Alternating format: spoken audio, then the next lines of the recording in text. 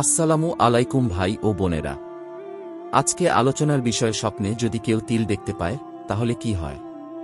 তবে পূর্বের মতো আমরা এখনও বলি যে একই স্বপ্নের ব্যাখ্যা ভিন্ন ভিন্ন হতে পারে, তা আপনার বয়স, পেশা, বিবাহিত নাকি অবিবাহিত, নারী নাকি পুরুষ ও আপনার বর্তমান পরিস্থিতির উপর নির্ভর করে।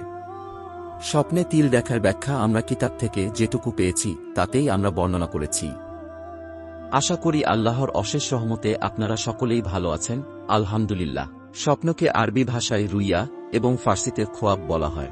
হযরত হুরায়রা রাদিয়াল্লাহু আনহু থেকে বর্ণিত, রাসূলুল্লাহ সাল্লাল্লাহু আলাইহি ওয়াসাল্লাম ইরশাদ করেছেন, রুইয়ায়ে সালেহা তথা ভালো স্বপ্ন আল্লাহর নিকট থেকে দেখানো হয়। তবে স্বপ্নটি সত্য কিনা মিথ্যা হবে তা সম্পূর্ণই আপনার উপর নির্ভরশীল। ইসলামিক হাদিস অনুসারে যদি আপনি পাক পবিত্র অবস্থায় ডান কাঁধ হয়ে ঘুম আসেন এবং রাত 12টার পর থেকে ফজর আজানের আগে যদি কোনো ভালো স্বপ্ন দেখে থাকেন, তাহলে এটি আল্লাহর নিকট থেকে দেখানো হয়েছে এবং খুব অচিরেই আপনার স্বপ্নটি সত্য হবে ইনশাআল্লাহ। স্বপ্নের এই ব্যাখ্যাটি আমরা ইবনে সিরিন রহমতুল্লাহি আলাইহি এর স্বপ্নের তাবির বই থেকে নিয়েছি। স্বপ্নে তিল দেখা অর্থ হল তিলের তেলের কারণে বর্ধনশীলতার লক্ষণ। শুকনো তিল টাটকা তিল থেকে আরও বেশি শক্তিশালী।